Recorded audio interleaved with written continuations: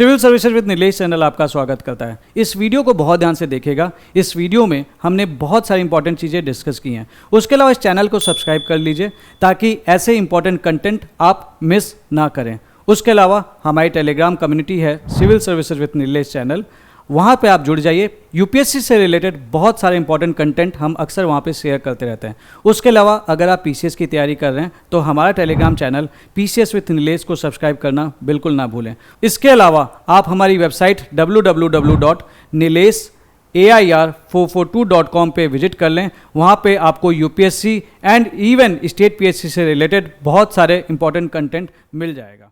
जय हिंद everyone, I hope you all are doing good. So this is the fourth lecture of 71st BPSC Gyan series, जहां पे हम general science cover कर रहे हैं। तो जो लोग इस लेक्चर को, इस सीरीज को कंटिन्यू कर रहे होंगे तो उन्हें पता होगा कि हम जनरल साइंस में सबसे पहले फिजिक्स करवा रहे हैं, ठीक है। और फिजिक्स में अब और गिनती के 3-4 टॉपिक रह गए हैं। तो आज का लेक्चर फोर्थ है और 3 आपके लेक्चर आएंगे फिजिक्स के ऊपर, 3 से 4 लेक्चर।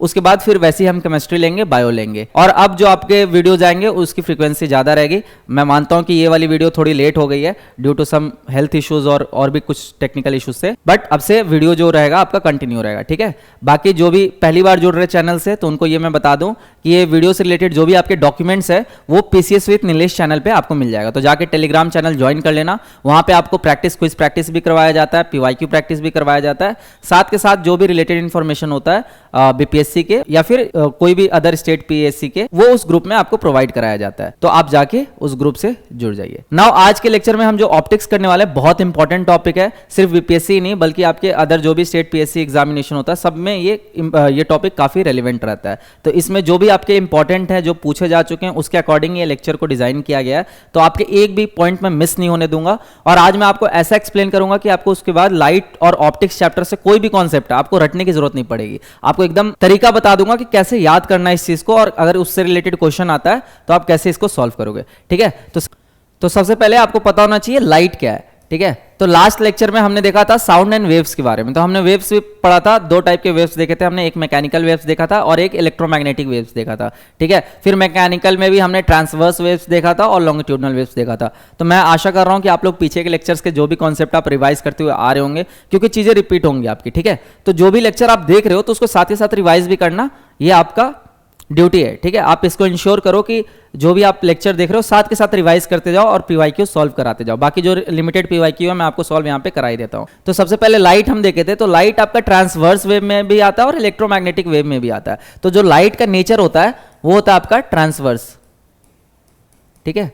मतलब इसका मतलब क्या होता है, तो लास्ट लेक्चर में मैंने बताया था कि जो आपका वेव का डायरेक्शन है और जो आपके पार्टिकल का मूवमेंट है, ये दोनों आपस में क्या होंगे, परपेंडिकुलर होंगे। तो जो propagation of wave is perpendicular to the movement of particles, तो उसको हम बोलते हैं ट्रांसवर्स वेव। तो लाइट आपका एक एग्जांपल होता है ट्रांसवर्स वेव का। उसके बाद और कुछ यहाँ पे प्रॉपर्टीज दे रखी है, आप देख लो। तो सबसे पहले light is an electromagnetic wave, ये आपको पता होना चाहिए। तो ऐसे स्टेटमेंट में फॉर्म करके पूछ सकते हैं, तो आपको ये पता होना चाहिए, स्टेटमेंट करेक्ट है। फिर it travels in a straight line in a homogeneous medium. अब देखो, जो जनरल थ्योरी है जो हम एक्सेप्ट करके चलते हैं, यूक्लिडियंस हाइपोथेसिस, जिसके अकॉर्डिंग हम ये मानते हैं कि लाइट जो है हमेशा आपके स्ट्रेट पाथ पे ट्रैवल करता है। हालांकि एज पर आइंस्टाइन ये थ्योरी गलत है, ठीक है। जो आपका लाइट है वो हमेशा आपके स्ट्रेट पाथ पे ट्रैवल नहीं करता है, लाइट आपके बेंड भी करता है। लेकिन ये जो कॉन्सेप्ट है ना, ये काफी डीप कॉन्सेप्ट हो जाता है और इसको आप स्पेस साइंस में पढ़ते हो। तो ये मैं इसको एक्सप्लेन अभी नहीं कराऊंगा आपको, बस आपको ये पता होना चाहिए कि जो Einstein, as per Einstein theory of relativity आप जब पढ़ते हो तो वहां पे आप स्पेस टाइम वॉर्पिंग का कंसेप्ट पढ़ते हो। लाइट कैसे बेंड करता है, जब आपके पाथ में, लाइट के पाथ में अगर आपका ह्यूज मास अगर प्रेजेंट हो, लाइक गैलेक्सीज, स्टार्स, तो उसके ग्रेविटी के कारण जो आपका लाइट होता है वो बेंड हो जाता है, ठीक है। और इस फेनोमेना को हम स्पेस टाइम वॉर्पिंग के नाम से भी जानते हैं। तो ये सब अभी हम कॉन्सेप्ट को थोड़ा साइड रखते हैं क्योंकि बहुत ज्यादा रेलिवेंट नहीं है आपके बीपीएससी के लिए। तो अभी हम ये मान के चलेंगे कि जो लाइट है आपका हमेशा स्ट्रेट पाथ पे ट्रैवल करता है, स्ट्रेट लाइन में ट्रैवल करता है। तो ये चीज आपको अभी के लिए याद रखना है, लेकिन इन जनरल ये पूरे तरीके से सही नहीं है। तो travels in a straight line in a homogeneous medium and speed क्या होता है आपके लाइट का 3 × 10⁸ मीटर पर सेकंड। ये वैल्यू आपको याद कर लेना, ठीक है, क्योंकि आपको न्यूमेरिकल जो आएंगे आगे या फिर वैसे भी आपको ये वैल्यू बार बार यूज में आता है। तो आपको ये वैल्यू आपको याद रखना है। फिर देखो, लाइट का जो होता है आपका डुअल नेचर होता है। अब ये आपकी एक काइंड ऑफ डुअलिज्म है ना। तो आपको, आप पढ़े भी होगे बेसिक साइंस में कि लाइट कुछ साइंटिस्ट का मानना था कि जो लाइट का नेचर है वो वेव नेचर है, कुछ साइंटिस्ट का मानना था कि जो लाइट का नेचर है वो पार्टिकल नेचर है, और दोनों साइंटिस्ट अपनी अपनी जगह सही थे। तो इससे हम बाद में क्या कंक्लूजन पे आए कि लाइट आपके दोनों नेचर शो करता है, मतलब वेव लाइक नेचर भी और पार्टिकल लाइक नेचर भी। कैसे, मैं थोड़ा सा आपको एक्सप्लेन करता हूं तो आपको चीजें समझ आएंगी। तो सबसे पहले आपका लाइट का वेव नेचर कैसे, ये आपको कैसे पता लग रहा है? तो देखो, कुछ फेनोमेना होते हैं ना जो आप वेव में ही देख सकते हो, जस्ट लाइक इंटरफेरेंस आप देखते हो, डिफ्रैक्शन देखते हो। तो ये सब आप तभी देखोगे जब कोई भी एनर्जी आपके वेव फॉर्म में प्रोपोगेट कर रही है। तो आपके इंटरफेरेंस क्या होता है? जैसे फॉर एग्जांपल आपके लाइट आ रही है, ठीक है, दो लाइट आ रही है, दोनों मिल रही है, तो अगर मान के चलो पॉजिटिव इंटरफेरेंस है तो वो ज्यादा हो जाएगी, और अगर नेगेटिव इंटरफेरेंस है तो वेव का क्या होगा, एम्पलीट्यूड वगैरह कम हो जाएगा, तो उसको हम इंटरफेरेंस बोलते हैं। तो ये हमें लाइट में देखने को मिलता है। तो दिस शोज कि जो आपका लाइट है it exhibits wave like properties. उसके बाद फिर आपका डिफ्रैक्शन होता है। तो डिफ्रैक्शन आपको पता है कि बेंड हो जाता है लाइट, ठीक है, अगर कोई आपके पैसेज प्रेजेंट है तो डिफ्रैक्शन भी आगे हम देखेंगे। उसके बाद पार्टिकल नेचर कैसे, ये कैसे पता लगा हमें? तो देखो, एज पर दिस थ्योरी कि जो आपका लाइट है it exhibits particle like nature, means कि जो आपका एनर्जी है, ठीक है, it is coming in the form of photons. Photons आपका क्या होता है? फोटोन्स को आप इमेजिन कर सकते हो कि जैसे फॉर एग्जांपल आपने प्लास्टिक में एनर्जी को बांध के, ठीक है, और आप फेंक रहे हो, तो वो फोटोन्स हो गया। मतलब जो आपके लाइट है वो पार्टिकल्स फॉर्म में एग्जिस्ट कर रहे हैं। तो ये कैसे हमने पता लगाया? तो एक जो आपका एक्सपेरिमेंट है फोटो इलेक्ट्रिक इफेक्ट, ये जब आप देखते हो, ये आपने देखा भी होगा, आई एम श्योर कि आप ये पढ़े होगे बेसिक साइंस में। तो as per this photo electric effect, इसमें क्या होता है कि जब लाइट आपका किसी मेटल पे पड़ता है, ठीक है, तो वहां पे इलेक्ट्रिक करंट वाला फिनोमेना आपको देखने को मिलता है। तो इसका मतलब क्या हुआ कि आपका जो लाइट है, ठीक है, it is coming in the form of photons, जो कि जब आपके सरफेस पे टकरा रहे हैं तो आपके इलेक्ट्रॉन जो है वो एक्साइट कर रहे हो और आपके इलेक्ट्रॉन का मूवमेंट हो रहा है। और आपको पता है कि जब आपके इलेक्ट्रॉन मूव करते हैं तो आपका इलेक्ट्रिक करंट फ्लो करता है, ठीक है। तो बहुत ज्यादा टेक्निकलिटी में मत जाओ, बस आपको ये पता होना चाहिए कि जो आपका लाइट है it shows dual nature, means wave nature भी शो करता है और आपका पार्टिकल नेचर भी शो करता है। पार्टिकल नेचर हमने कैसे प्रूफ किया? फोटो इलेक्ट्रिक इफेक्ट जैसे फिनोमेना को देख के। और वेव लाइक नेचर कैसे हमने मतलब प्रूफ किया कि वेव लाइक प्रॉपर्टीज है इसमें, तो इंटरफेरेंस और डिफ्रैक्शन लाइक प्रॉपर्टीज भी आपके लाइट एग्जिबिट करता है। तो इससे हमें पता लगा कि लाइट का डुअल नेचर है, राइट। अब आगे देखते हैं, ये सब आपको बेसिक्स पता होना चाहिए, यहां से डायरेक्ट स्टेटमेंट फ्रेम करके पूछते हैं। आगे आप पीवाईक्यू भी देखोगे तो आपको आइडिया लग जाएगा। फिर देखो आगे, और बाकी देखो जो हिंदी माध्यम वाले हैं उनके लिए यहाँ पे मैंने ट्रांसलेशन करके दिया है, तो आप मेरे साथ साथ जो मैं बोल रहा हूँ उसके साथ साथ आप पढ़ सकते हो, तो आपको रिलेट हो जाएगा, तो बहुत ज़्यादा प्रॉब्लम नहीं आएगी, ठीक है। मेरा जो मैं जो आपको डिलीवर कर रहा हूँ ये इंग्लिश में कर रहा हूँ, लेकिन अगर आप चाहते हो कि पूरा आपको हिंदी मिले तो इसलिए हमने पैरेलली दे दिया हिंदी का जो कंटेंट है, ताकि आप साथ के साथ पढ़ सको, जो भी मैं बोल रहा हूँ साथ के साथ रिलेट कर सको। यहाँ पे इसका हिंदी ट्रांसलेशन दे रखा है, ठीक है, तो आप साथ के साथ कवर कर सकते हो। अब आगे देखो, अब देखो speed of light in different mediums, तो ये चीज आप याद कर लेना क्योंकि इंपॉर्टेंट है, और मैंने बस स्पेसिफिक मीडियम का ही मेंशन किया है ताकि आपको लिमिटेड रहे कंटेंट। आपको बहुत ज्यादा हर मेटल से आपको याद करने की जरूरत नहीं है कि हर मेटल का आप लाइट, हर मेटल के थ्रू आपके लाइट का स्पीड क्या होता है, ये आपको याद करने की जरूरत नहीं है। कुछ इंपॉर्टेंट मटेरियल्स है जिसका आपको पता होना चाहिए कि हाँ, अगर इन मटेरियल से आपका लाइट पास होगा तो आपका स्पीड क्या रहेगा। अच्छा, और एक चीज मैं बता दूं कि लाइट कभी भी कोई बॉडी पे फॉल करती है तो आपको तीन फिनोमेना क्या देखने को मिलता है। कभी भी आप ऐसे सोचो कि लाइट कभी भी किसी बॉडी से टकराएगी तो तीन चीज आपके वहां पे फिनोमेना अकर होता है। पहला होता है आपका, मैं यहां पे लिख देता हूं, पहला आप देखते हो रिफ्लेक्शन, या तो रिफ्लेक्शन होगा लाइट का, ठीक है, या फिर आपका रिफ्रैक्शन होगा, रिफ्रैक्शन, या फिर आपका एब्जॉर्प्शन, एब्जॉर्प्शन। यही तीन चीज तो होगा। अगर आपका मान के चलो कोई सरफेस है तो या तो लाइट रिफ्लेक्ट कर जाएगा। अब कैसे रिफ्लेक्ट करेगा ये डिपेंड ऑन सरफेस, कि आपका प्लेन सरफेस है या फिर आपका अनइवन सरफेस है, तो ये सब चीजें बाद की बात। फिर देखो, या तो रिफ्रैक्शन हो जाएगा, मतलब अगर आपका मान के चलो जो सरफेस है वो ट्रांसपेरेंट है, लाइट को पास होने दे रहा है, तो आपका लाइट क्या होगा, रिफ्रैक्ट करेगा, बेंड करेगा, ठीक है। और नहीं तो फिर आपका एब्जॉर्प्शन होगा, मतलब कुछ लाइट आपके एब्जॉर्ब भी तो करेगा ना मटेरियल। जैसे आप देखते हो ब्लैक बॉडी, तो ब्लैक बॉडी क्या करता है, आपके लाइट को एब्जॉर्ब कर लेता है। तो ये तीनों फिनोमेना, कभी भी कोई लाइट अगर सरफेस पे फॉल करता है तो ये तीनों फिनोमेना देखने को मिलता है। तो इन सबको एक एक करके हम देखेंगे भी, एब्जॉर्प्शन नहीं लेकिन रिफ्रैक्शन और रिफ्लेक्शन को हम आगे और डिटेल में देखेंगे। अब देख लो, जो हम अपने टॉपिक पर आते हैं वापस, तो हमारा टॉपिक था speed of light in different medium. तो क्या क्या रहता है, तो वैक्यूम का तो आपको रट गया होगा 3 × 10⁸ मीटर पर सेकंड, ये आपको पता होना चाहिए। और जो रिफ्रैक्टिव इंडेक्स होता है ये 1 होता है, तो ये चीज एकदम से याद रखना, इसको हम रेफरेंस लेते हैं, ठीक है। जो भी आपका speed of light in vacuum, इसको हम 1 इसलिए लेते हैं क्योंकि ये रेफरेंस कंसिडर किया जाता है। तो मतलब अगर आपको किसी भी मटेरियल का अगर आपको रिफ्रैक्टिव इंडेक्स निकालना है तो हम उसको किसके रिस्पेक्ट में निकालते हैं, speed of light in vacuum. ये चीज आप याद रखना। आगे आपको फॉर्मूला भी दिख रहा होगा। फिर देखो वाटर, तो वाटर में जो आपकी स्पीड होती है 2.25 इंटू 10⁸, मतलब स्पीड क्या हो गई आपकी, कम हो गई, क्योंकि वाटर क्या है आपका, डेंसर है, ठीक है। तो जब आपके लाइट डेंसर मीडियम में ट्रैवल करेगा तो स्पीड क्या होती है, स्लो हो जाती है। ये सब आगे हम और देखेंगे।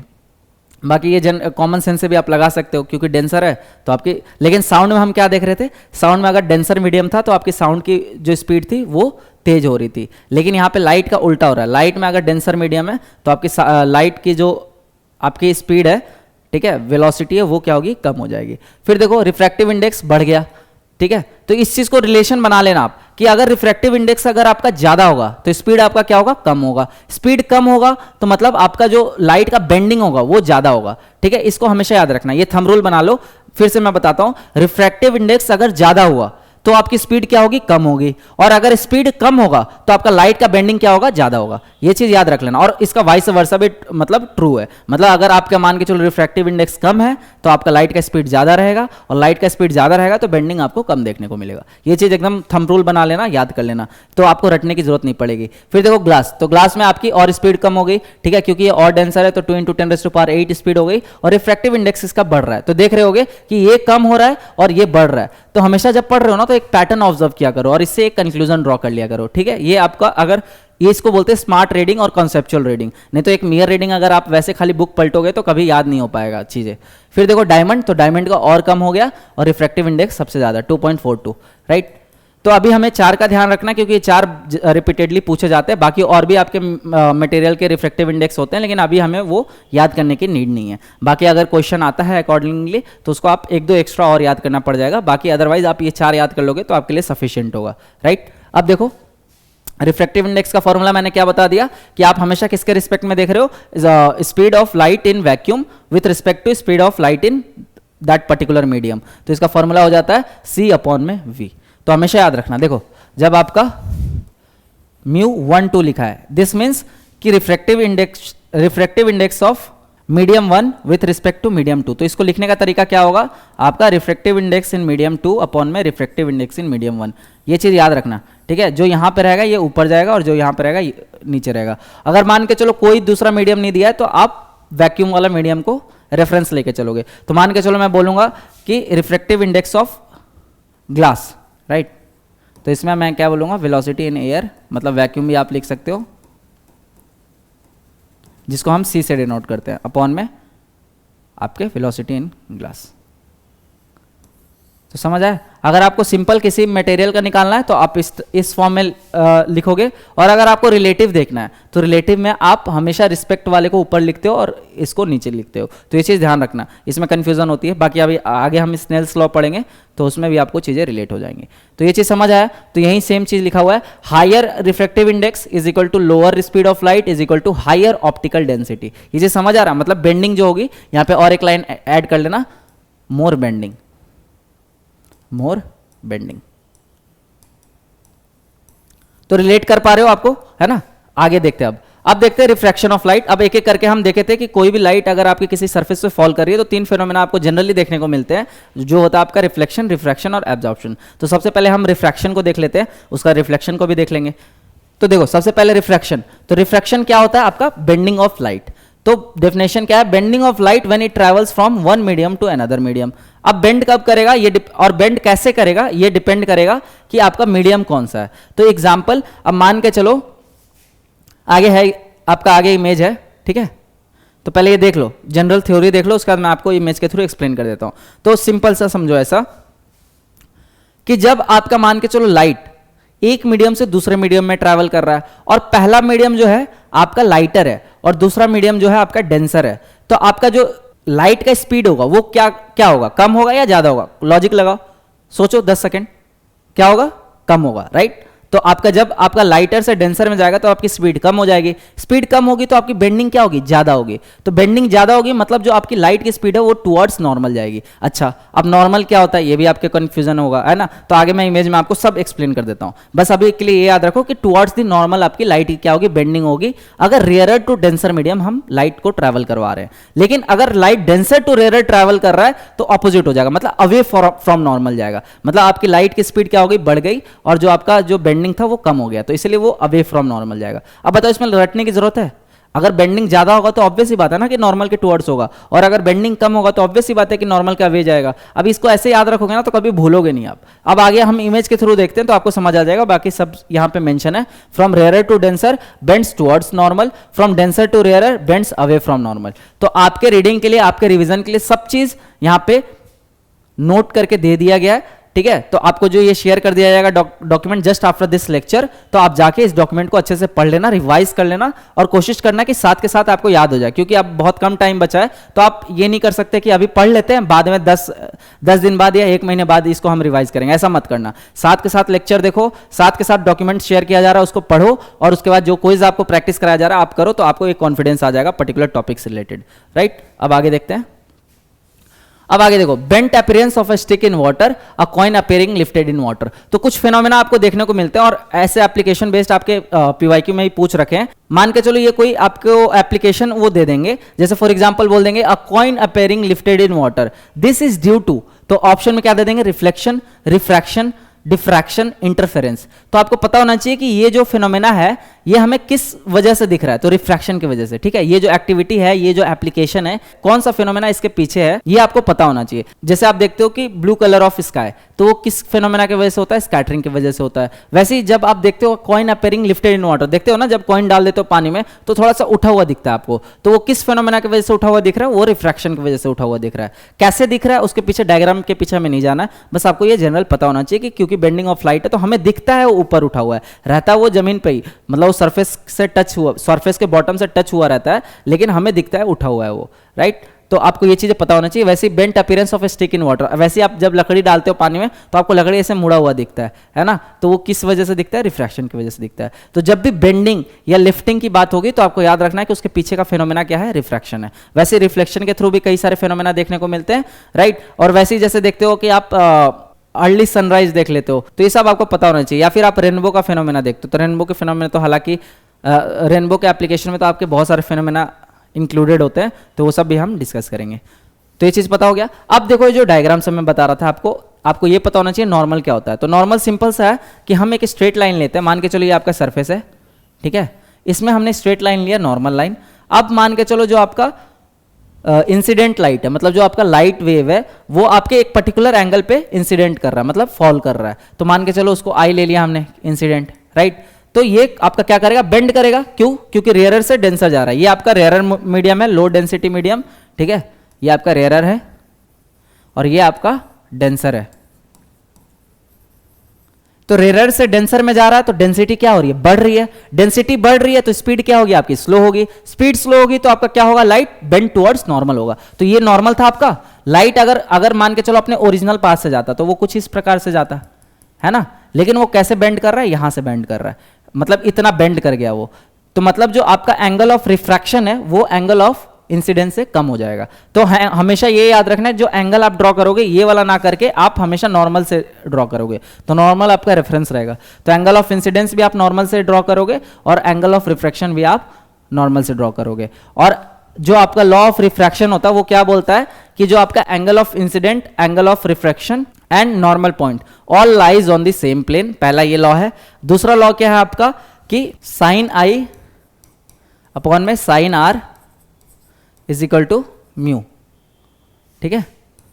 ये क्या होता है आपका, कांस्टेंट होता है रिफ्रैक्टिव इंडेक्स। तो ये आपका स्नेल्स लॉ है, स्नेल्स लॉ, मतलब स्नेल्स नामक साइंटिस्ट ने इस लॉ को दिया था, और ये आपका पार्ट ऑफ क्या है, लॉ ऑफ रिफ्रैक्शन।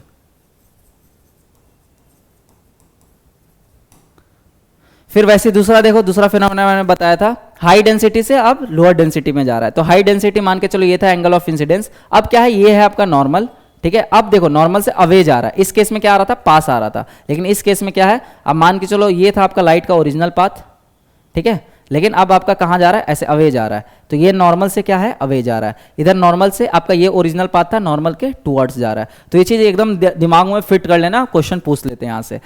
तो ये चीज़ आप, आई होप आप लोग को समझ आ गया होगा डायग्राम के थ्रू, ठीक है। आगे देखते हैं अब देखो रिफ्रैक्शन थ्रू अ प्रिज्म। तो रिफ्रैक्शन हमने देख लिया। अब प्रिज्म के थ्रू भी आपको पता है कि प्रिज्म फेनोमेना आपके न्यूटन ने परफॉर्म किया था, तो उसके अकॉर्डिंग उन्होंने बहुत सारे इसमें ऑब्जर्वेशन किया, लेकिन हमें उतनी डिटेल में नहीं पढ़ना, हमें बेसिक चीज़ें पढ़नी है जो कि आपके एग्जाम में पूछा जा चुका है। तो देखो सबसे पहले आपका मान के चलो ये लाइट है, ए पर्टिकुलर आपके एंगल पे इंसिडेंट कर रहा है। उसके बाद देखो ये आपका नॉर्मल है, नॉर्मल हमेशा क्या होगा, perpendicular to the surface of that material. अब मान के चलो ये इंसिडेंट था, तो इसका ओरिजिनल पाथ क्या होना चाहिए था, ये पाथ होना चाहिए था, लेकिन क्योंकि रेयर से डेंसर में जा रहा है तो टुवर्ड्स जा रहा है, तो आपका ये पाथ हो गया। समझ आया। अब देखो ये आपका डेंसर है, ये आपका रेयरर है, तो अब डेंसर से रेयरर जाएगा तो आपका कायदे से यहां से जाना चाहिए था ओरिजिनल, लेकिन आपका अवे जा रहा है तो वापस से ये हो जाएगा। तो समझ आ रहा है ये कैसे हुआ प्रिज्म।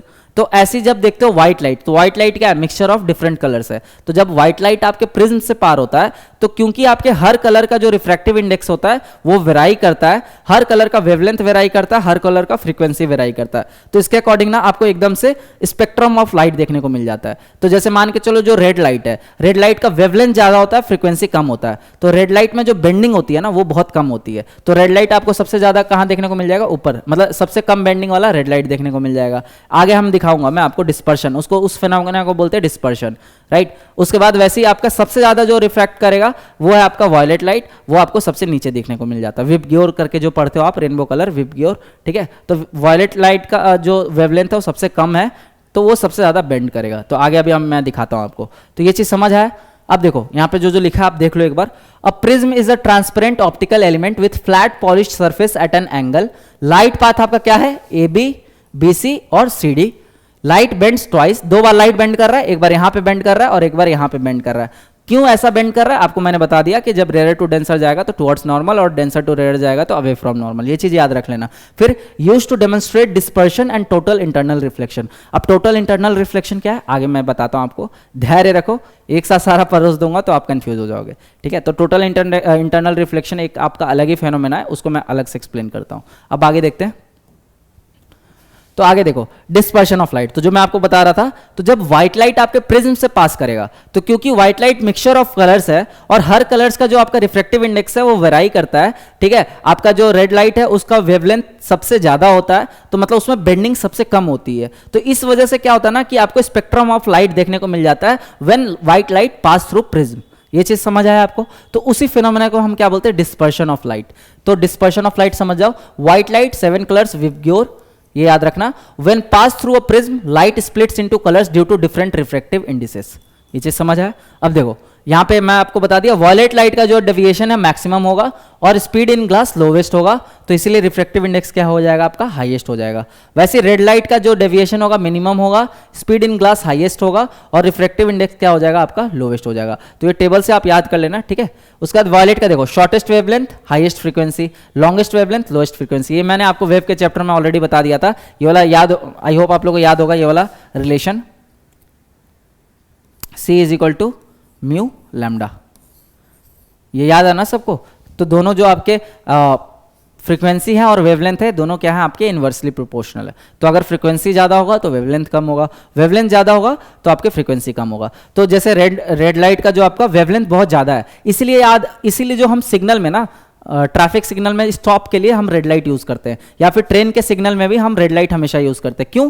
क्योंकि आपका रेड लाइट बहुत कम बेंड करता है, स्कैटर नहीं होता है। तो मान के चलो कोई बहुत दूर से 2-3 किलोमीटर पीछे से कोई गाड़ी आ रही है, तो उसको 2-3 किलोमीटर पीछे से ही लाइट दिख जाएगा कि हाँ यहाँ पे रेड लाइट जल रहा है, मतलब यहाँ पे मुझे रुकना है। अगर मान के चलो मैं ब्लू लाइट लगा दिया ट्रैफिक में, तो क्या होगा, आप तक पहुंच ही नहीं पाएगा, वो ऑलरेडी स्कैटर कर जाएगा। क्यों? क्योंकि उसका वेवलेंथ कम है। तो इसीलिए हम रेड लाइट का यूज करते हैं आपके ट्रैफिक लाइट में, ट्रैफिक सिग्नल में, या फिर कोई भी स्टॉपिंग सिग्नल होता है वहां पे हम हमेशा रेड लाइट को यूज कर रहे होते हैं। क्यों? क्योंकि वो बेंड कम करता है, स्कैटर कम करता है, तो हम उसको दूर तक देख सकते हैं। तो समझ आ रहा है कैसे साइंस आपका डेली लाइफ से भी रिलेटेड होता है। आप जो आसपास चीजें देखते हो उन हर चीज में साइंस आपका छिपा हुआ है। तो इसलिए साइंस को समझो, आपका लाइफ भी आसान हो जाएगा, राइट।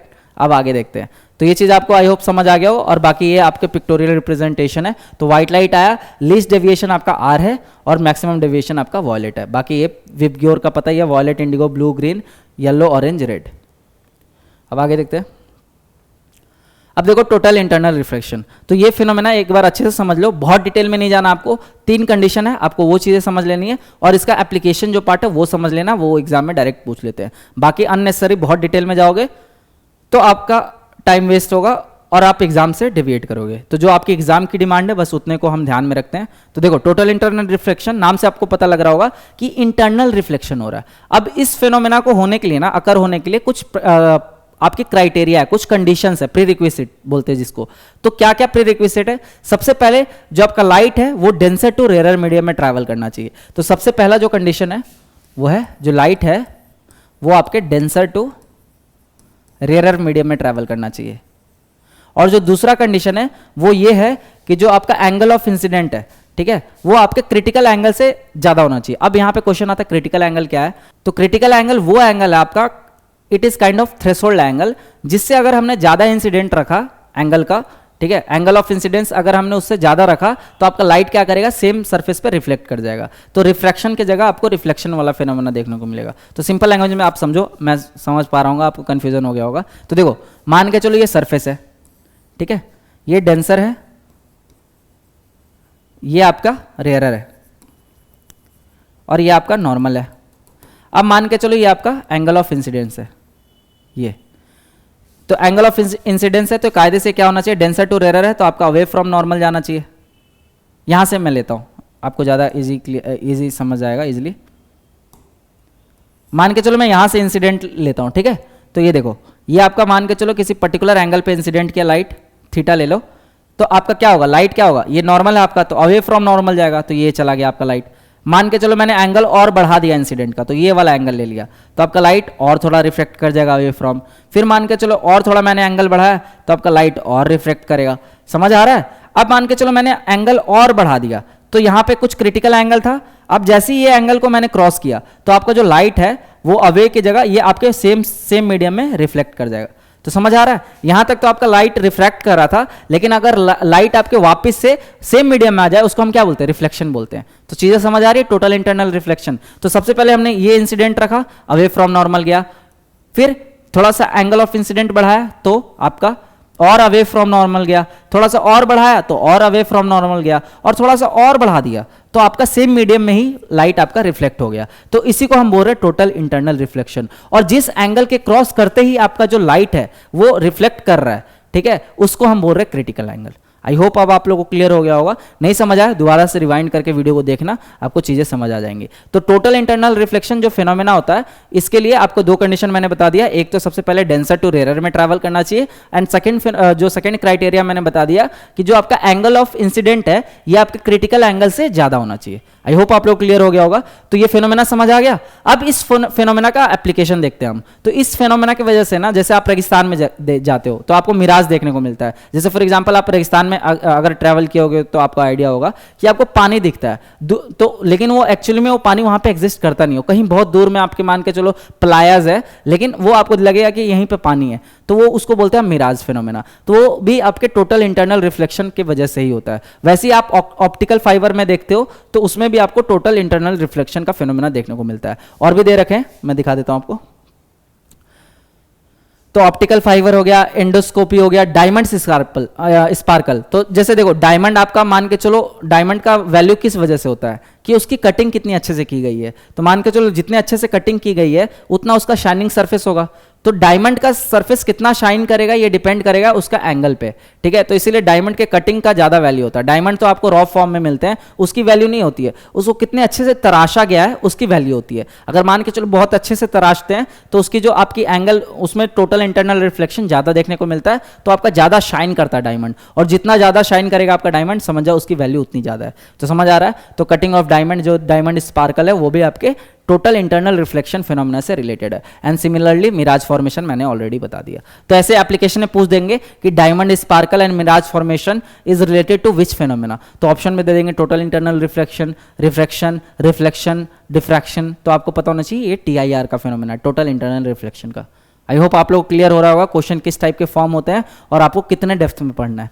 अब आगे देखते हैं हम रिफ्लेक्शन ऑफ लाइट। तो रिफ्लेक्शन को हमने अच्छे से समझ लिया, अब रिफ्लेक्शन देख लेते हैं। तो रिफ्लेक्शन फेनोमेना बचपन से आप पढ़ते आ रहे हो, बहुत आसान है। किसी भी सरफेस पे लाइट अगर फॉल करता है तो आपका लाइट रिफ्लेक्ट करता है। तो रिफ्लेक्ट मतलब कि सेम मीडियम में आपके लाइट आ गया। तो अब डिपेंड करता है कि आपका रिफ्लेक्ट कैसे करेगा। अगर मान के चलो आपका प्लेन सरफेस है तो आपका जो लाइट का रिफ्लेक्शन होगा वो angle of incident is equal to angle of reflection. जैसे फॉर एग्जाम्पल ये है आपका लाइट, अरे ये, तो जैसे फॉर एग्जांपल मान के चलो ये है आपका सरफेस, ठीक है।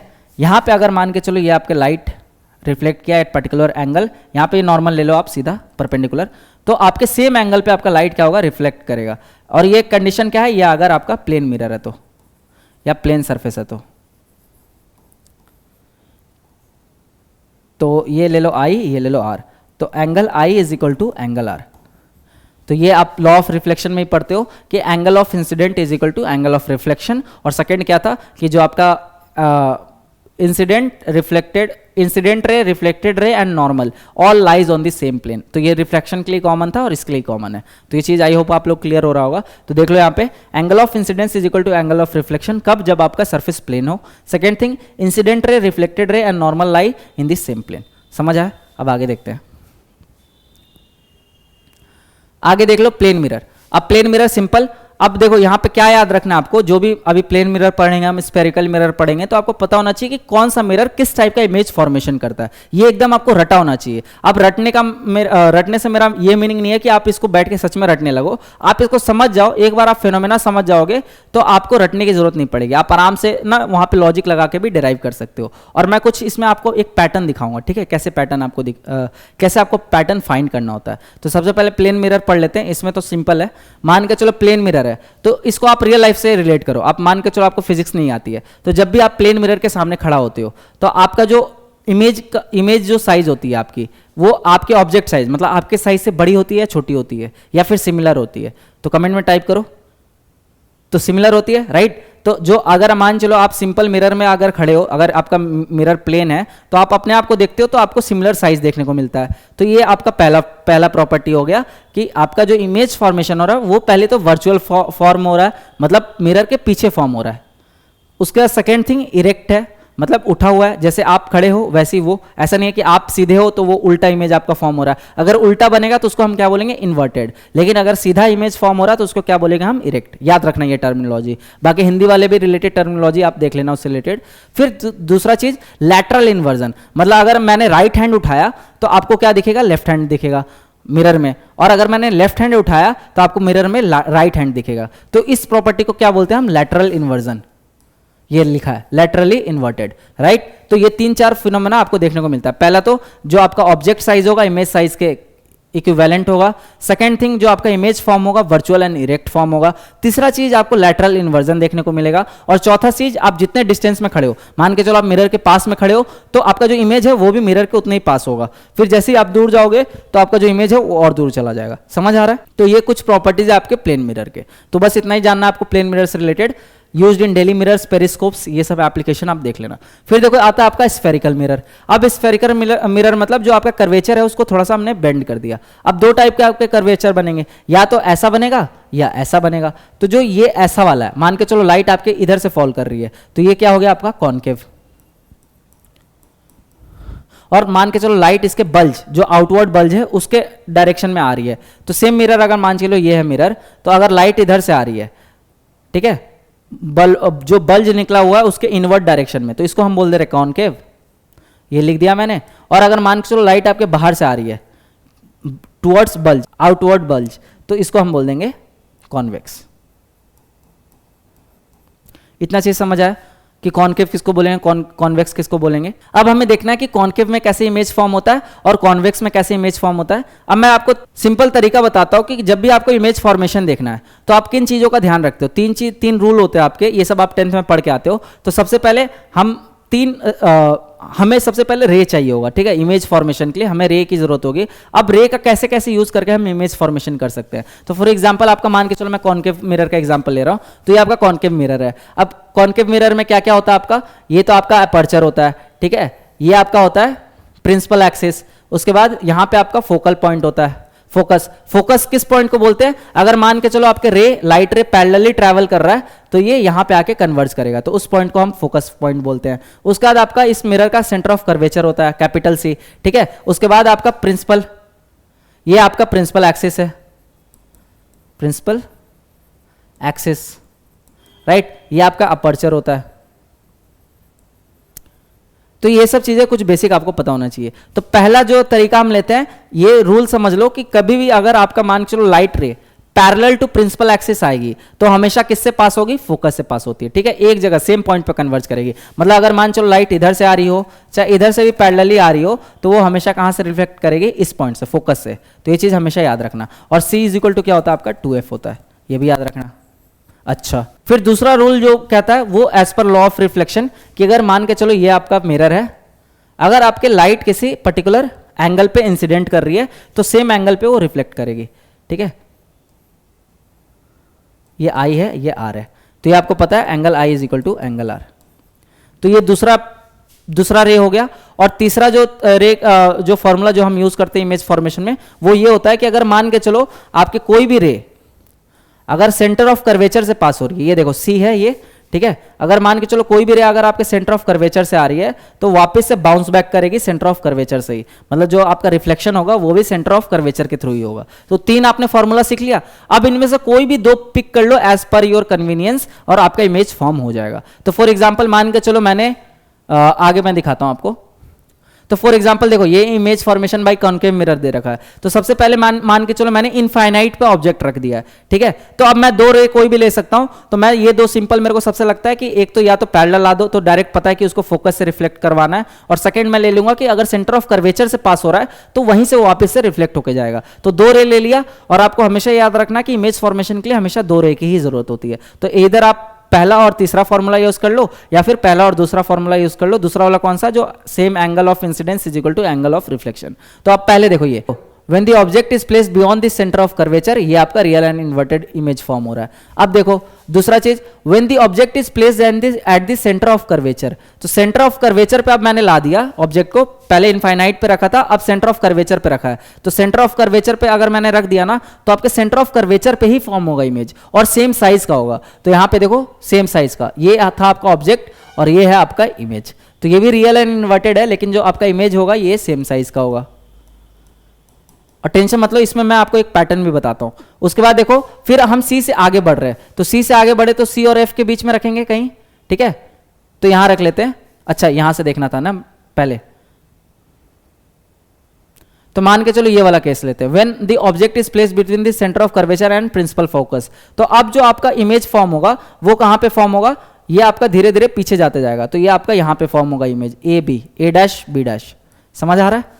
तो आपका जो अब इमेज होगा अब इसकी साइज बढ़ते जाएगी। तो यहां पे आपकी इमेज की साइज थोड़ी छोटी थी, ठीक है। यहां पे आपकी और थोड़ी बड़ी हुई, यहां पे एकदम बराबर हो गई, यहां पे और बड़ी होने लगी, ठीक है। अब धीरे धीरे करके बहुत इनलार्ज हो जाएगी साइज, ठीक। तो आप देखो इन सारे केस में जो आपका इमेज फॉर्मेशन होगा वो रियल एंड इन्वर्टेड होगा। अब आपको यहां पे मैं एक पैटर्न दिखाता हूं। देखो इस सिंपल में समझा देता हूं। अगर मैं पहले इनफाइनाइट पे रख रहा था, ये टेबल आप बना लेना, ऑब्जेक्ट और इमेज, ठीक है। तो मान के चलो ऑब्जेक्ट को अगर मैं रख रहा था इनफाइनाइट पे, तो जो आपका इमेज फॉर्म हो रहा था वो कहां पे हो रहा था? फोकस पे फॉर्म, F पे, ठीक है। अगर मैं ऑब्जेक्ट को जस्ट बियॉन्ड C रखा, अगर मान के चलो मैंने बियॉन्ड C रखा, बियॉन्ड C, तो जो आपका इमेज का फॉर्मेशन हो रहा है वो किसके बीच में हो रहा है? Between F and C। ये चीज समझ आया?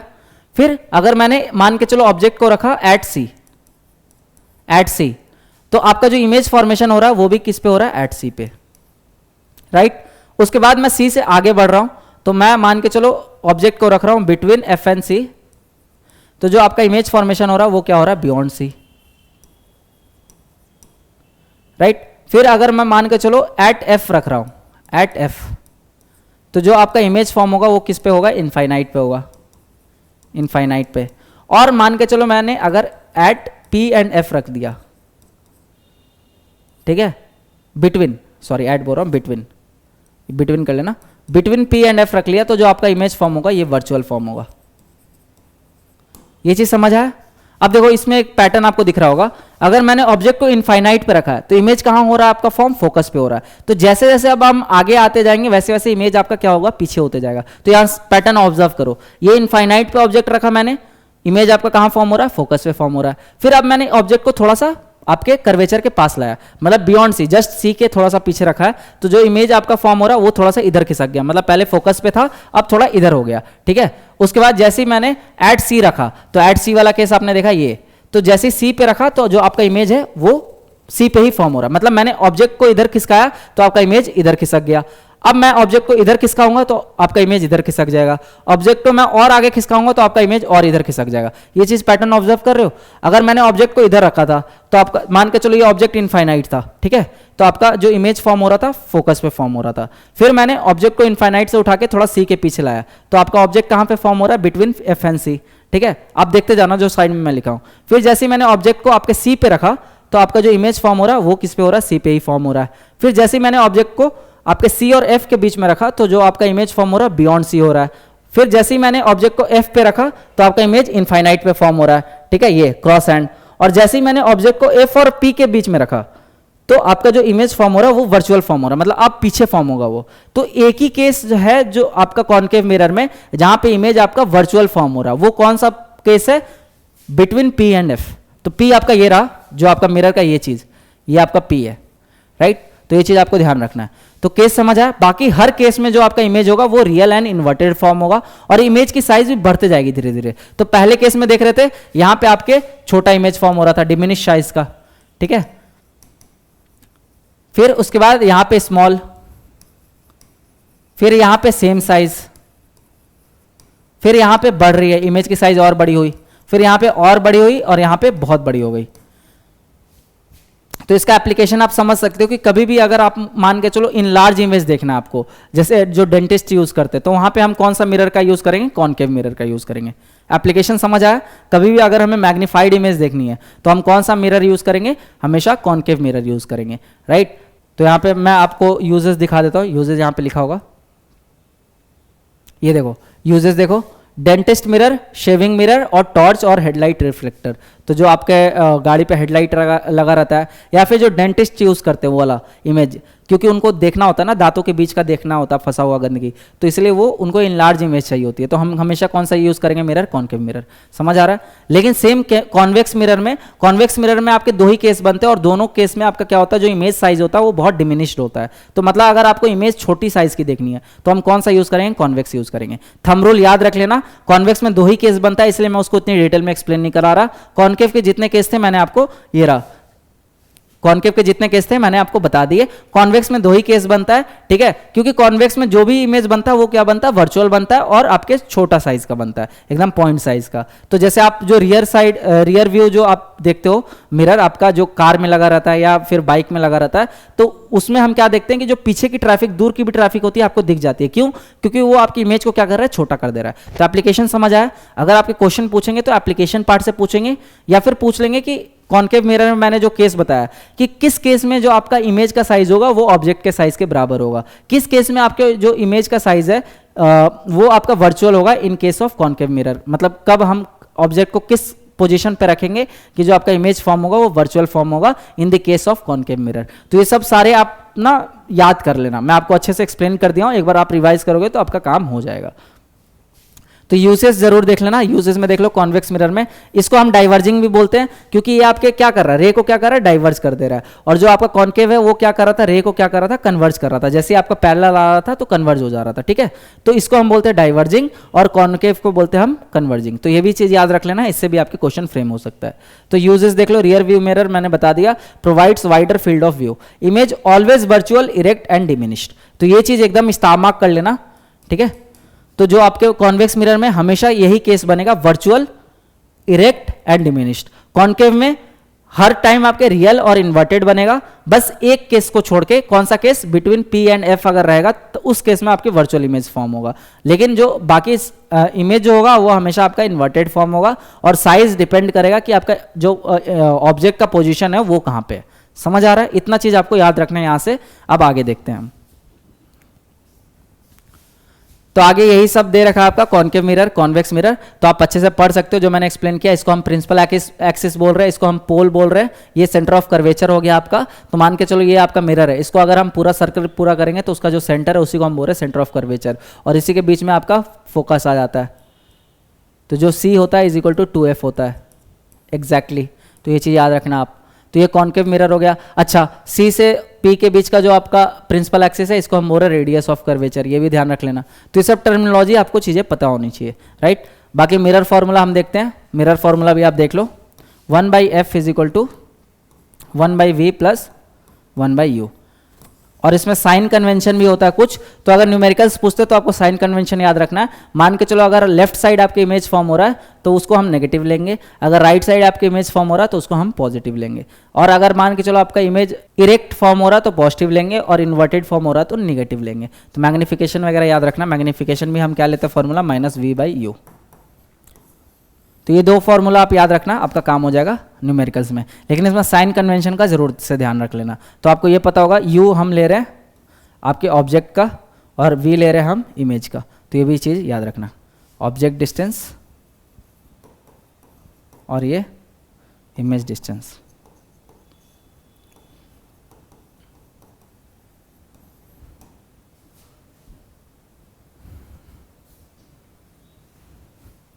फिर देखो लेंस। अब लेंस में भी क्या है, केस सिमिलर बनेगी। देखो जितने केस आपके कॉनकेव मिरर में बन रहे थे वही सारे केस आपके कॉन्वेक्स लेंस में बनेंगे, तो इधर उल्टा हो जाता है सीन। अब देखो हमने देखा था कॉनकेव जो मिरर था ऐसा था, ठीक है, तो कॉनकेव लेंस कैसा बनेगा आपका, ऐसा बनेगा। ये हो गया आपका कॉनकेव लेंस। तो इस केस में ना कॉनकेव लेंस आपका डाइवर्जिंग होता है, डाइवर्जिंग लेंस।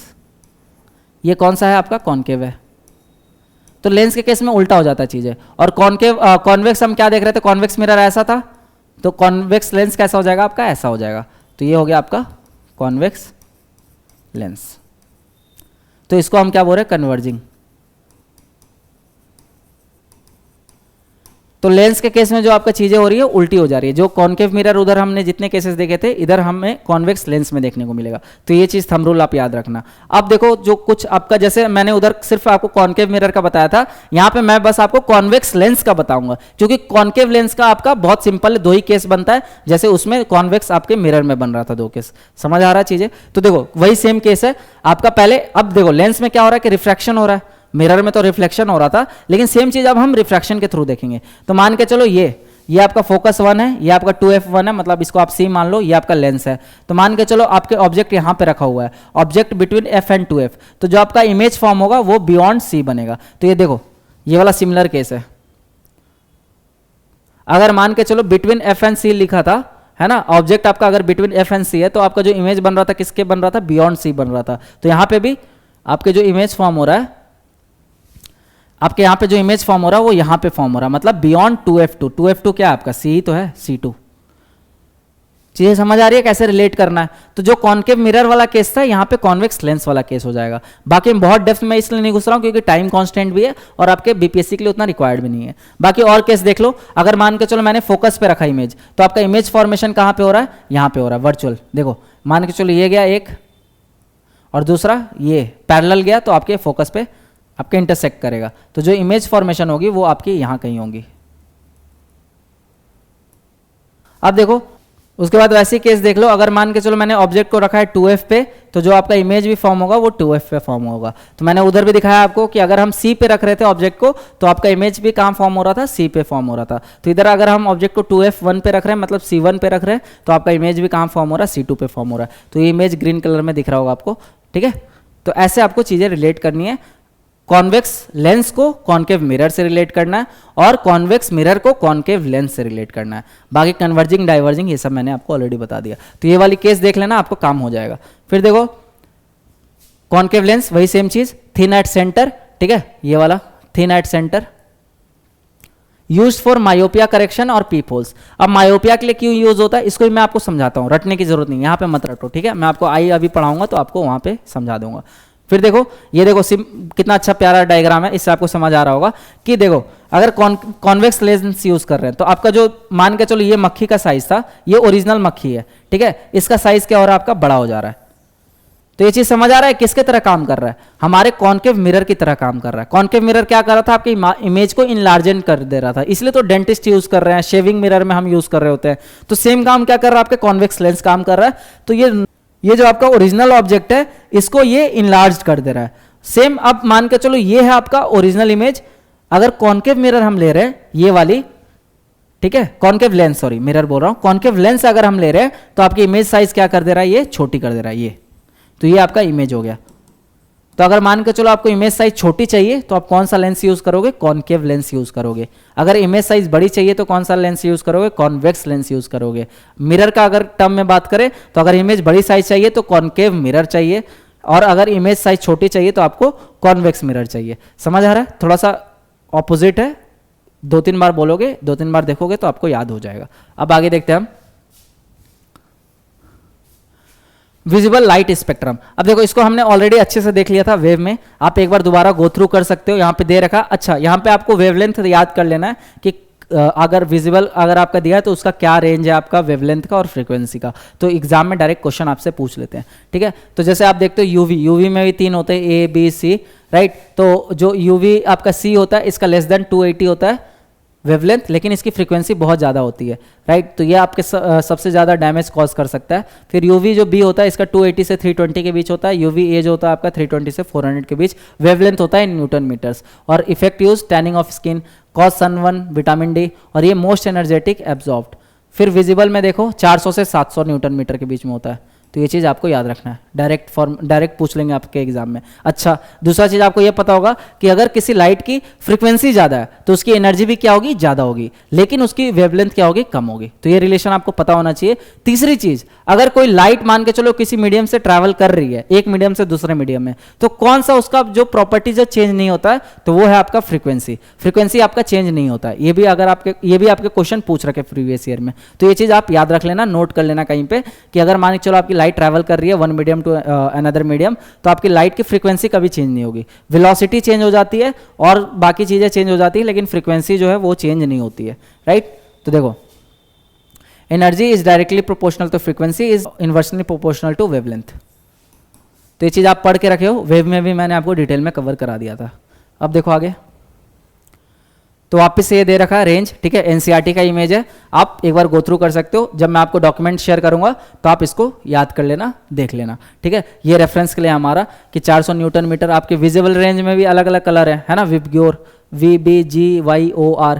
तो इसका रेंज आप याद कर लेना, 400 से 700 न्यूटन मीटर तक का रेंज है किसका, विजिबल का, ठीक। अगर आपको मान के चलो आपने वेवलेंथ का याद कर लिया तो फ्रीक्वेंसी आप निकाल ही लोगे C/ν करके, राइट। तो ये चीज़ आप देख लेना। फिर देखो अब कुछ आपके इंपॉर्टेंट वन लाइनर्स जो कि आपके पूछे जा चुके PYQs में। तो सिंपल है, refractive index is also known as optical density. तो इस टाइप का क्वेश्चन पूछ सकते हैं। दूसरा चीज, scattering is higher for shorter wavelength. तो अगर मान के चलो किसी लाइट की वेवलेंथ छोटी है तो वो स्कैटर ज्यादा करेगा। जैसे आपका ब्लू लाइट होता है, तभी तो आपके जो स्काई का कलर होता है ब्लू दिखता है, क्यों, क्योंकि आपका जो ब्लू लाइट होता है वो स्कैटर कर जाता है। तो रेड लाइट आपका उसका वेवलेंथ क्या होता है, बहुत ज्यादा होता है, इसलिए स्कैटर कम करता है। तो ये ऑलरेडी मैंने आपको एक्सप्लेन कर दिया पीछे। फिर देखो, red light used in fog due to low scattering. समझ आ रहा है क्यों रेड लाइट हम यूज कर रहे हैं। उसके बाद देखो, mirage is due to total internal reflection and refraction, ये भी हमने देख लिया।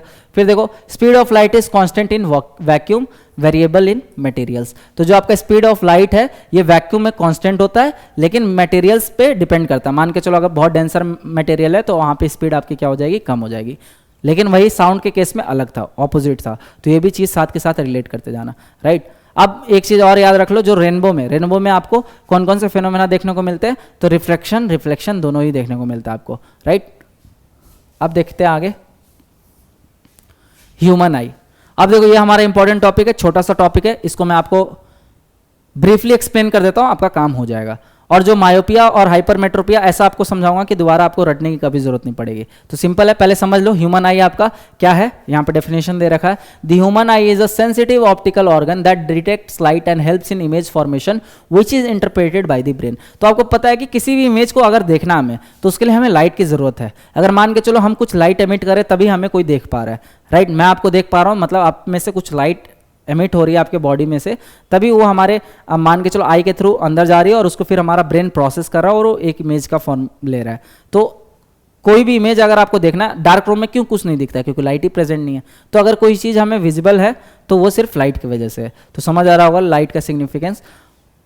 अब आई का क्या रोल होता है, तो आई में पहले आप पार्ट्स देख लो, पार्ट्स का डायरेक्ट फंक्शन पूछ लेते हैं और उसके बाद मैं आपको बता दूंगा डिफेक्ट्स इन आई और आपका काम हो जाएगा। इससे ज़्यादा आपको आई में डिटेल जाते नहीं है। तो देखो ये आपका प्यारा सा आई, ठीक।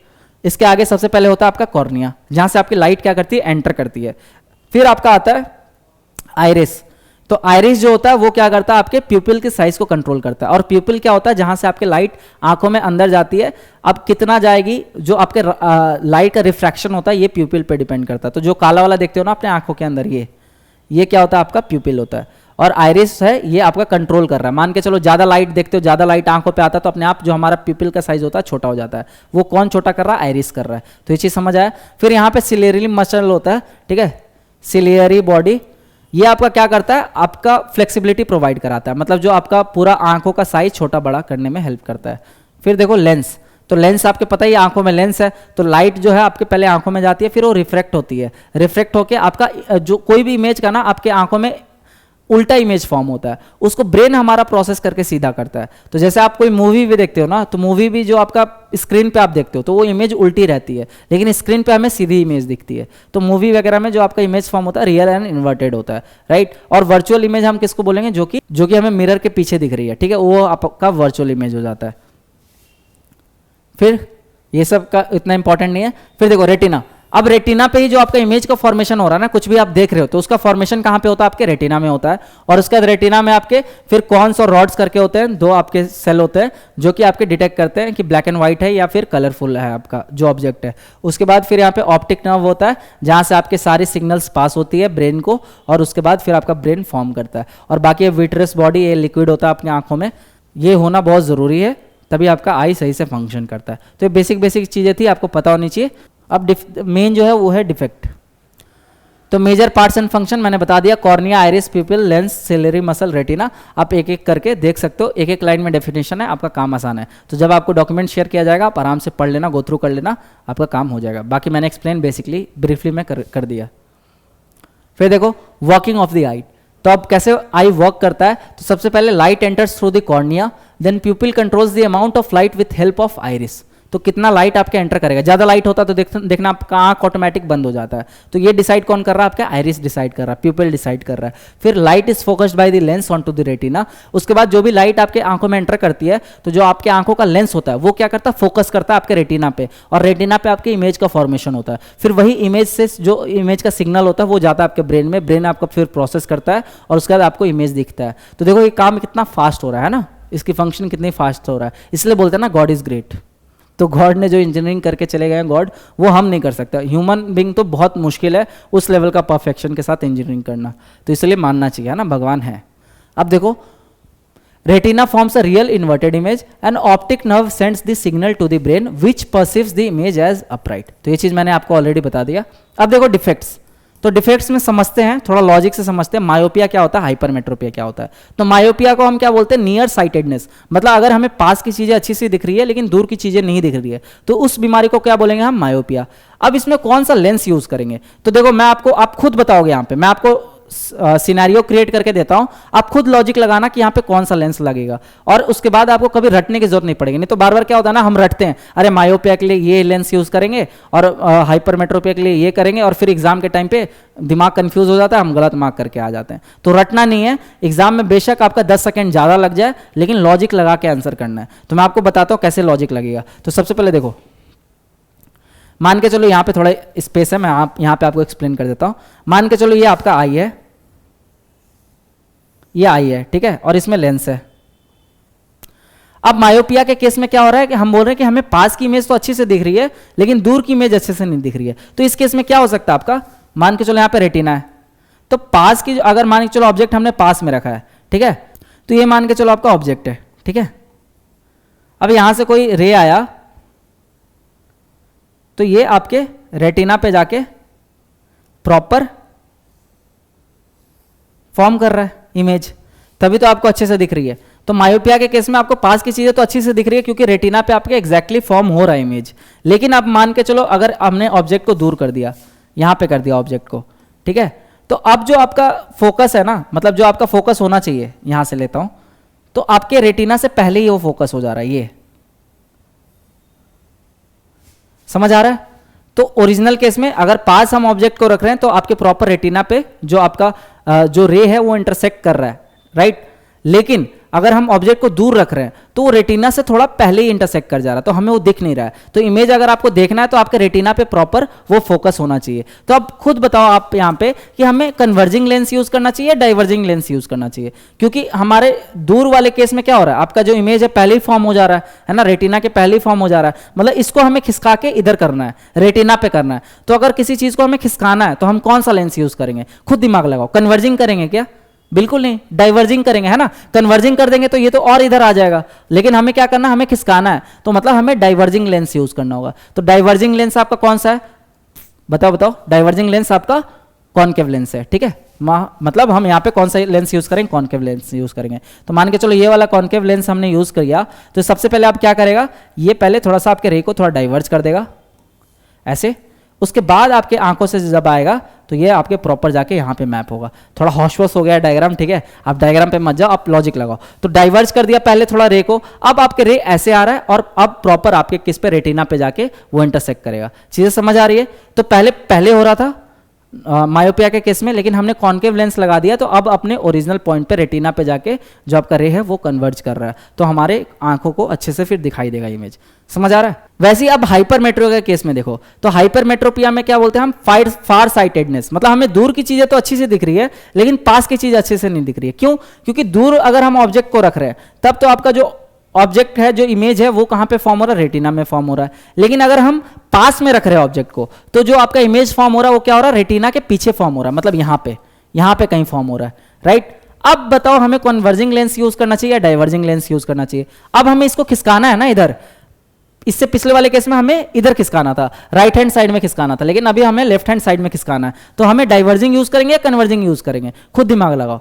कन्वर्जिंग यूज करेंगे, राइट। क्यों, क्योंकि अभी हमें खिसकाना, पीछे बन रहा है, पास जैसे ही ऑब्जेक्ट को ला रहे हैं तो हमारा जो इमेज है वो पीछे फॉर्म हो रहा है रेटिना के, तो अब उसको पास लाना है। तो पास लाने के लिए हमें और थोड़ा बेंड करना पड़ेगा, डाइवर्ज करना पड़ेगा, तो कन्वर्ज करना पड़ेगा। तो कन्वर्जिंग लेंस कौन सा होता है आपका, वो होता है आपका कॉन्वेक्स लेंस। तो यहां पे हम कौन सा यूज करेंगे, कॉन्वेक्स लेंस यूज करेंगे। किस केस में, in the case of hypermetropia. Hypermetropia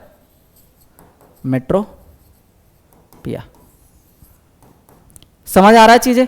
तो कभी भी एग्जाम में है मायोपिया है, तो मायोपिया में आपको ये पता होना चाहिए, अच्छा नियर साइटेडनेस है, ठीक है। आंख बंद करो, सोचो 10 सेकंड ज्यादा लग जाएगा, कोई दिक्कत नहीं, लेकिन गलत मार्क करके नहीं आना, क्योंकि ये सब लो हैंगिंग फ्रूट्स होते हैं और यही आपको मतलब एग्जाम जो रेस होता है उससे बाहर कर सकते हैं या अंदर कर सकते हैं, या तो आप इन हो सकते हो या आउट हो सकते हो। एक एक क्वेश्चन आपका डिसाइड करता है, डिटरमाइनिंग फैक्टर होता है। तो आपको ये ध्यान रखना है, जैसे मायोपिया आपको पता है कि ये नियर साइटेडनेस है, मतलब मेरे को पास की चीजें अच्छी दिख रही है, दूर की चीजें अच्छी नहीं दिख रही है। दूर की चीजें अच्छी क्यों नहीं दिख रही है, क्योंकि जो इमेज फॉर्म हो रहा है वो मेरे रेटिना से थोड़ा पहले ही फॉर्म हो जा रहा है। तो रेटिना से पहले फॉर्म हो जा रहा है, तो मुझे अब उसको रेटिना पे लाना है। तो रेटिना पे लाने के लिए मुझे कौन सा लेंस यूज करना पड़ेगा, डाइवर्जिंग लेंस यूज करना पड़ेगा। तो डाइवर्जिंग आपका कौन सा है, कॉनकेव लेंस है। आ गया।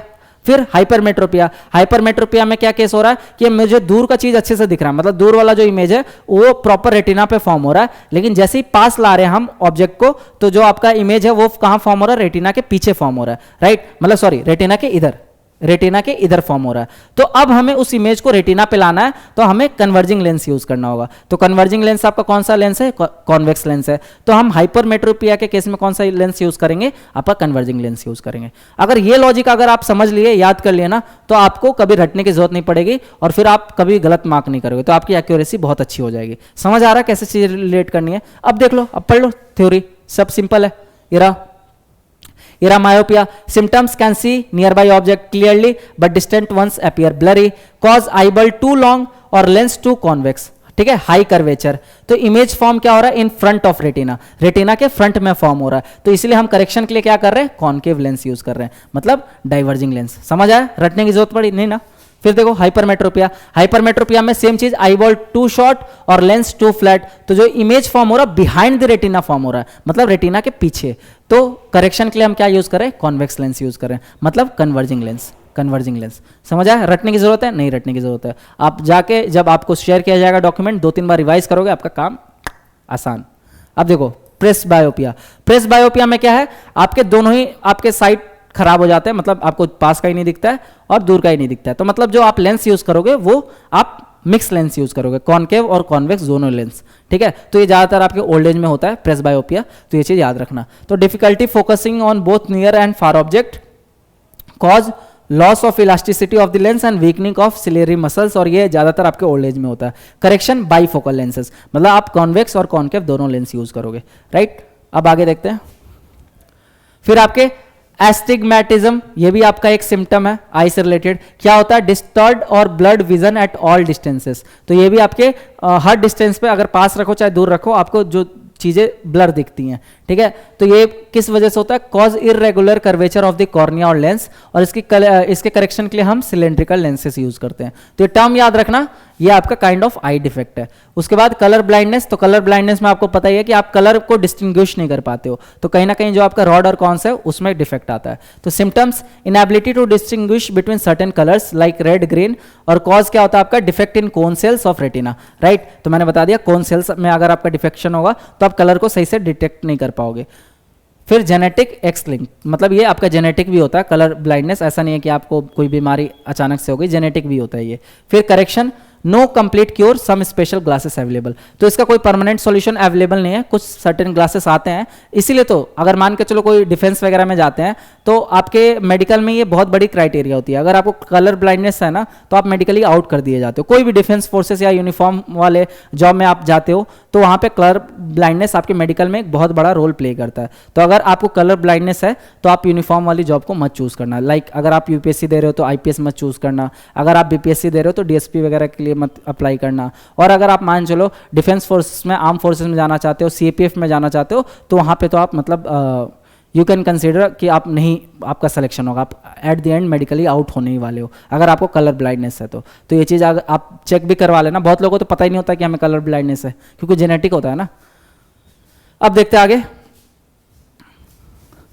Night blindness. नाइट ब्लाइंडनेस में रात में आपको नहीं दिख रही है, ठीक है। तो symptom poor vision in dim light और at night, cause deficiency of vitamin A affecting rod cells. तो मैंने बता दिया रॉड सेल्स का काम क्या था, ये आपके ब्लैक एंड व्हाइट में डिस्टिंग्विश करने में हेल्प करता है, कोन सेल्स आपके डिफरेंट कलर्स को डिस्टिंग्विश करने में हेल्प करता है, राइट। उसके बाद करेक्शन, इनटेक ऑफ विटामिन ए, तो ये सही किया जा सकता है। आप विटामिन ए का इनटेक बढ़ाओ अपना, तो आपका कलर नाइट ब्लाइंडनेस जो है वो सही हो जाएगा। फिर देखो कैटरैक्ट, तो कैटरैक्ट आपकी खतरनाक बीमारी होती है, आपकी आंखों में एकदम क्लाउडी सा हो जाता है ना, व्हाइट व्हाइट पूरा, तो इससे आंख भी खराब हो सकता है और ये आपकी ब्लाइंडनेस भी कॉज कर सकता है। तो क्लाउडी और blurred vision, lens becomes opaque, cause ageing, trauma और प्रोलॉन्ग्ड यूवी एक्सपोजर। तो आप जो ज़्यादा देर फोन चलाते हो ना उसके वजह से भी ये हो सकता है कैटरैक्ट वगैरह। बाकी ओल्ड एज में भी हो जाता है ये चीज़ें, तो इसलिए थोड़ा मोबाइल से बचिए, यूवी रेडिएशन से बचिए, और अगर यूज़ भी कर रहे हैं तो आप हमेशा प्रोटेक्शन एक लगा लीजिए अपने आंखों पे। तो करेक्शन क्या है? Surgical removal of lens and intraocular lens implant, तो इसका वही सर्जरी वगैरह से ही इसको ठीक किया जा सकता है कैटरैक्ट को, राइट। अब देखो जो इसमें इमेज फॉर्म होता है, image formed on the retina. अच्छा, अब ये आपके सारे खत्म हो गए, ठीक है, डिफेक्ट ऑफ आई के। अब हम कुछ प्रॉपर्टीज देख लेते हैं आपके वन लाइनर, उसके बाद आपका काम हो जाएगा। तो image formed on the retina is real, inverted and smaller, ये कुछ फैक्ट्स है, आप स्टमक करके लिख लेना। फिर normal human eye can focus object from 25 centimetre to infinity, मतलब हमें जो मिनिमम डिस्टेंस चाहिए किसी ऑब्जेक्ट को देखने के लिए वो 25 सेंटीमीटर होता है, और बाकी हम इनफाइनाइट डिस्टेंस तक देख सकते हैं। तो ये भी चीज़ें याद रख लेना, ये पूछा जा चुका है एग्जाम में। फिर देखो रॉड्स, तो रॉड्स आपके क्या होते हैं? लो लाइट विजन, कौन सा आपके कलर विजन, तो ये मैंने एक्सप्लेन कर दिया। और टाइप ऑफ आई लेंस क्या होता है आपका? बायो कॉन्वेक्स, तो ये चीज़ समझ आना चाहिए, ठीक। अब देखते हैं आगे, पावर ऑफ एकोमोडेशन। तो ये किसको बोलते हैं, ये टर्मिनोलॉजी किसको किस लिए यूज करते हैं? तो जो हमारी आंखों की एबिलिटी होती है to focus on near and far object, तो ability to focus near and far objects, ये चीज ध्यान रखना, ठीक है। फिर एंगल देखो, एंगल ऑफ विजन जो हमारा होता है वो कितना होता है? 60 डिग्री होता है, ये भी चीज़ याद रखना। मतलब एकदम 90 डिग्री आप देखना थोड़ा मुश्किल होता है, तो जो हमारा विजन जिसको हम स्मूथली देख सकते हैं वो 60 डिग्री तक देख सकते हैं। फिर मैग्नीफाइंग ग्लास यूजेज अ कॉन्वेक्स लेंस, ये ऑलरेडी हमने डिस्कस कर लिया है। फिर देखो कलर ब्लाइंडनेस जो कि जेनेटिक भी होता है, मोर कॉमन इन मेल्स में ज़्यादातर होता है, तो ये चीज़ आप ध्यान रखना। तो समझ आ रहा है आपको कैसे पढ़ना है सब्जेक्ट को? एक बार आपने पीछे का कॉन्सेप्ट देख लिया, आपको रटने की कभी जरूरत नहीं पड़ेगी। और हमेशा आप ना एग्जाम की तैयारी करो तो उसके पीवाईक्यू से आइडिया लगाया करो। तो जो कंटेंट भी मैंने तैयार किया आपके लिए, ये आपके पीवाईक्यू से ही इंस्पायर्ड है। तो मुझे इससे ये पता लगा कि आपको कितना डिलीवर करना है, कितना नहीं करना है। ये सेम काम आपको भी करना है, तो मैं आपके लिए काम आसान करके दे रहा हूं। अब बस आपका काम ये है कि आप इस लेक्चर को देखने के बाद जाके सारे जो भी प्रैक्टिस क्वेश्चन दिए जाते हैं आपको ग्रुप में एक्टिवली पार्टिसिपेट करो, इस डॉक्यूमेंट को 2 से 3 बार रिवाइज करो एग्जाम से पहले, ताकि एकदम आपको कंठस्थ हो जाए चीजें। और हिंदी माध्यम के लिए भी हमने सॉल्यूशन दे दिया है, तो सबको हम साथ लेने का प्रॉमिस, सबको साथ लेके चलने का हमने प्रॉमिस किया था, वो अब हम फुलफिल कर रहे हैं। अब अगर आप अभी तक आपने वीडियो में पेशेंस बना लिया है तो चलिए PYQs देख लेते हैं, ठीक है। आई होप यहाँ तक आपको वीडियो मजा आ रहा होगा। अब लास्ट में कुछ PYQs है, 5 मिनट में आपका खत्म हो जाएगा, फिर आराम से आप जा सकते हो। तो देखते हैं आगे PYQ। तो कुछ PYQ अब देखो सिंपल है, अगर एक बार आपने देख लिया आप चीजें याद हो जाएंगी, ठीक है। तो देखो the wavelength of visible spectrum is in the range, simple है, आपको याद करना ही पड़ेगा, मैंने आपको बता दिया था। तो ये आपका इसका आंसर क्या है, B 3900 Armstrong to 7600 Armstrong.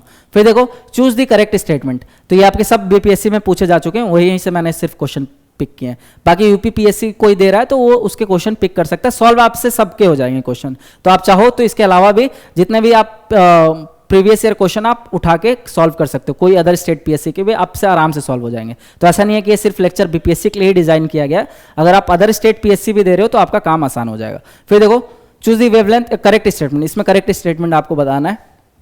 So wavelength of red light is less than violet light, तो आपका वेवलेंथ कम होता है क्या, अभी हमने देख क्या रेड लाइट का सबसे ज्यादा वेवलेंथ होता है, तो ये पहला स्टेटमेंट गलत है, हमें करेक्ट चूज करना है। फिर wavelength of red light is more than violet light, ये एकदम सही है आपका बी। अब आगे पढ़ने की जरूरत भी नहीं है, लेकिन स्टिल एग्जाम में आपको सारे ऑप्शन पढ़ने हैं। बहुत बार क्या होता है 2 ऑप्शन भी सही हो जाते हैं, तो उसमें से फिर आपको मोर एक्यूरेट आंसर चूज करना होता है। तो हड़बड़ी नहीं मचाना एग्जाम में, आपको पूरे ऑप्शंस पढ़ने हैं। लास्ट ऑप्शन देख लो CD, wavelength of violet light is more than green light, गलत। Wavelength of violet light is more than yellow light, अरे वॉयलेट लाइट का सबसे कम वेवलेंथ है, तो अब ये सबका तो पढ़ने का नीड ही नहीं है, तो बी हो गया आपका करेक्ट सही, ठीक। फिर देखो dispersion of light is possible by, तो डिस्पर्शन कैसे हो रहा था, हमने देखा प्रिज्म से, तो ए आपका करेक्ट आंसर है। समझ आ रहा है कितना इजी हो गया PYQ आपके लिए, एकदम बोलते हैं ना दूध भात हमारे यहाँ बोलते हैं दूध भात। अब देखो the visible range of solar radiation is, तो आपका सोलर रेडिएशन का क्या है विजिबल रेंज, अभी हम देख क्या 400 से 700 न्यूटन मीटर, देखो डायरेक्ट क्वेश्चन आपका 2011 में पूछ रखा है। फिर देखो large number of thin strips of black paint are made on the surface of a convex lens of focal length 20 centimetre to catch the image of a white horse. अब मान के चलो व्हाइट हॉर्स आपका, और आपने convex lens पे आपने black stripes बना दिए हैं, तो आप अगर उसके थ्रू अगर उस व्हाइट हॉर्स को देखोगे तो कैसा दिखेगा, जेब्रा जैसा दिखेगा, a zebra of black stripes, right. फिर देखो a person finds image bigger than himself in a mirror, अब बताओ कौन सा मिरर, ये आप खुद करके बताना, कमेंट में मुझे टाइप करके बताओगे ये 6 नंबर क्वेश्चन का आंसर, राइट। अब आगे देखते हैं what type of lens is used in magnifying glass, तो किस टाइप का लेंस हम यूज करते हैं, अच्छा इधर एक ऑप्शन गायब हो गया सॉरी, लेकिन 3 ऑप्शन इसी में से आंसर होगा। किस टाइप का लेंस हम यूज कर रहे हैं to magnifying glass, as a magnifying glass किस टाइप का लेंस यूज कर रहे हैं, अभी हमने देख लिया कौन सा कॉन्वेक्स लेंस, तो आपका आंसर क्या है सी है, डी छूट गया गलती से। फिर 8 देखो the image found by concave mirror is real inverted and same size when object is at, देख रहे हो ये क्वेश्चन 2023 में कितना रिसेंटली पूछा गया है, तो कौन सा केस था, हमने देखा था जब सेंटर ऑफ कर्वेचर पे था आपके, तो ये हो गया आपका at the centre of curvature. फिर देखो twinkling of stars is due to, तो ट्विंकलिंग कैसे हो रहा है आपका, तो आपको पता होना चाहिए ये रिफ्रैक्शन ऑफ लाइट के थ्रू, राइट। फिर देखो अच्छा इसमें ये सारे ऑप्शन भी आपको पता होना चाहिए, रिफ्लेक्शन किसको कहते हैं, इंटरफेरेंस किसको कहते हैं। इंटरफेरेंस मतलब कोई भी 2 वेव अगर आपके आके कंबाइन कर रहे हैं तो इधर वो 2 वेव आपके सब्ट्रैक्ट होंगे या ऐड होंगे, मतलब आपका पॉजिटिव इंटरफेरेंस होगा, तो मान के चलो देखो जैसे ये वेव है आपका, ठीक है, और ये दूसरा वेव है, तो अगर मान के चलो क्रेस्ट क्रेस्ट ट्रफ ट्रफ ये दोनों आके मिला, तो इसका जो रिजल्टेंट वेव होगा वो क्या होगा पॉजिटिव, मतलब ये थोड़ा बड़ा हो जाएगा, तो इसको बोलेंगे हम पॉजिटिव इंटरफेरेंस। लेकिन अगर क्रेस्ट और ट्रफ, एक वेव का क्रेस्ट और दूसरे वेव का ट्रफ, ये दोनों आके मर्ज कर रहे हैं, तो आपका वेव क्या होगा छोटा हो जाएगा, तो उसको हम बोलते हैं नेगेटिव इंटरफेरेंस। तो इंटरफेरेंस मतलब समझ आया कि 2 चीज आपस में अगर इंटरफेयर कर रही है तो। फिर पोलराइजेशन, तो पोलराइजेशन का मतलब होता है कि आपने वेव का डायरेक्शन को यूनिडायरेक्शन कर दिया, जैसे आप इलेक्ट्रोमैग्नेटिक वेव में आपने इलेक्ट्रिक फील्ड और मैग्नेटिक फील्ड दोनों होता है आपका, तो अगर मैग्नेटिक फील्ड को आपने हटा दिया तो आपका जो बच जाता है इलेक्ट्रिक फील्ड, उसको हम बोलेंगे पोलराइज कर दिया हमने, है ना, इट इज पोलराइज्ड वेव। तो ये चीज आपको पता होना चाहिए, तो इसलिए ऑप्शन में आपको पढ़ना जरूरी है। फिर देखो आगे Which of the following does not change when light travels from one medium to another, तो क्या हमारा चेंज नहीं होता, अभी मैंने बताया आपका क्या नहीं चेंज होता है, फ्रीक्वेंसी, समझ आ रहा है।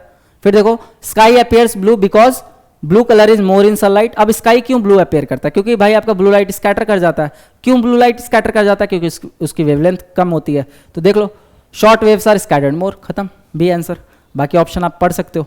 फिर देखो, सनलाइट रीचेस अर्थ इन, कितने टाइम में सनलाइट पहुंचता है अर्थ पे? तो सिंपल, अगर आपको दोनों वैल्यू पता है कि अर्थ और सन के बीच का डिस्टेंस कितना, वो आपका अराउंड 350 मिलियन किलोमीटर होता है, ठीक है। और आपका स्पीड ऑफ लाइट क्या होता है इन वैक्यूम और एयर? वो होता है 3 × 10⁸। तो अगर आप सिंपल टाइम का फॉर्मूला लगा के डिस्टेंस बाय स्पीड से कैलकुलेट कर सकते हो, या फिर नॉर्मल आपको पता होना चाहिए 8 मिनट के अराउंड, ठीक है। तो डायरेक्ट ये रट भी सकते हो, नहीं तो नॉर्मल कैलकुलेट कर लेना। फिर ये लास्ट क्वेश्चन आज का, which is responsible for shadow formation. ये एकदम रिसेंट क्वेश्चन है, लास्ट ईयर का आपका, तो ये आपको पता होना चाहिए, rectilinear propagation of light. Simple है ये, है ना, नॉर्मल लॉजिक से भी आप कर सकते हो, इसमें कोई बहुत ज़्यादा दिमाग नहीं लगाना है। तो आपको समझ आ रहा होगा पीवाईक्यू किस लेवल का, कितनी डेप्थ में पूछ रहे हैं, है ना। तो आपको पढ़ना भी ऐसे ही है, पहले पूरे अच्छे से कॉन्सेप्ट को पढ़ो, जो भी रिलेटेड कॉन्सेप्ट है, उसके बाद पीवाईक्यू लगाओ। और सिर्फ यही पीवाईक्यू नहीं, आपको जो प्रैक्टिस दिया जाएगा वो भी करना, और अपने एंड से भी अलग से आप प्रैक्टिस क्वेश्चन कर लेना, तब जाके आपका एक टॉपिक कॉम्प्रिहेंसिव वे में कवर होता है।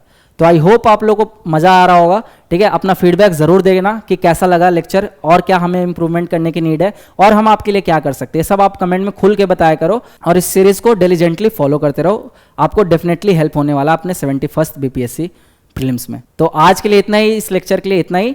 Thank you and all the best. जय हिंद।